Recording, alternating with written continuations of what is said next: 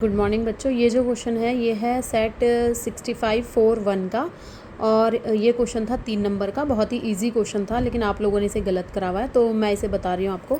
इसमें क्या था कि हमें एक मैट्रिक्स ए दिया हुआ था और हमें वैल्यू निकालनी थी a² - 7a + 10i की। तो इसमें करना कुछ नहीं था। सबसे पहले हम a² निकालेंगे तो a² को हम a × a लिखेंगे, फिर हम दोनों a की वैल्यू रख देंगे यहाँ पर।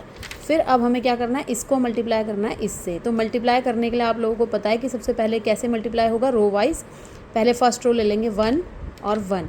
तो यहाँ पे 1 और 1 में 3 की मल्टीप्लाई 3 से, 2 की 1 से और 0 की 0 से होगी। ये 3 3 + 2 1 + 0 0।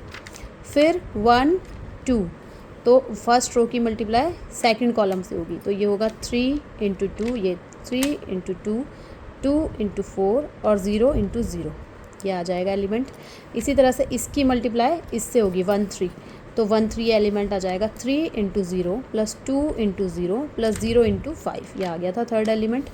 फिर ऐसी 2 1, तो सेकंड रो और फर्स्ट कॉलम, तो 1 × 3 + 4 × 1 + 0 × 0 हो जाएगा यहाँ पे।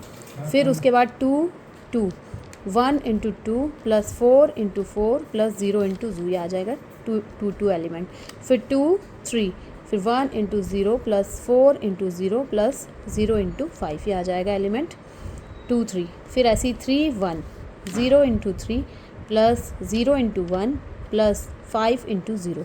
इसी तरह से इसकी मल्टीप्लाई इसमें 3 2, ये आ जाएगा 0 × 2 + 0 × 4 + 5 × 0।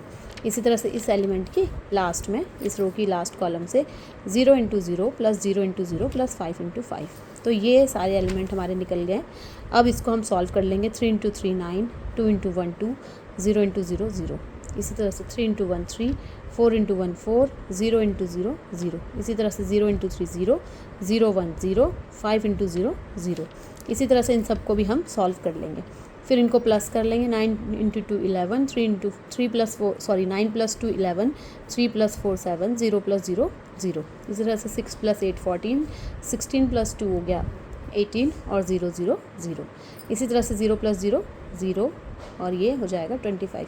तो यहाँ तक अगर आप इस एलिमेंट इसको सही निकालते a² को, और इसमें से कोई भी 3 एंट्री अगर आपकी सही है तो आपको 1.5 नंबर मिलना था। मगर किसी भी बच्चे ने ये सही नहीं करा, बस एक बच्चे ने इसको सही करा हुआ है। उसके बाद हमें कंप्यूट क्योंकि ये करना है a² - 7a + 10i, तो हम इसमें वैल्यूज़ रख देंगे। a² की वैल्यू ये जो हमने अभी निकाली ये रख दी, -7 × a की वैल्यू हमने ये जो a की वैल्यू है वो यहाँ पे रख दी, +10 × i की वैल्यू आप सबको पता है ये होती है 1 0 0 0 1 0 0 0 1, वो रख दी हमने। फिर इसको 7 को हम अंदर ले जाएंगे तो सारे एलिमेंट के साथ 7 की मल्टीप्लाई होगी इसमें। तो ये मल्टीप्लाई होगी 7 3 × 21, 7 2 × 14, 7 0 × 0 ही होगा। इसी तरह से 7 1 × 7, 7 4 × 28, 7 0 × 0। इसी तरह से यहाँ पे 35 हो जाएगा। इसी तरह से 10 की मल्टीप्लाई भी अंदर सब में होगी, तो ये नया मैट्रिक्स ये बन जाएगा। अब इन तीनों मैट्रिक्स को हमने क्या करना है, 11 - 21 + 10, ये बीच का साइन हम ये वाला लेंगे, इसमें माइनस और यहाँ पे प्लस।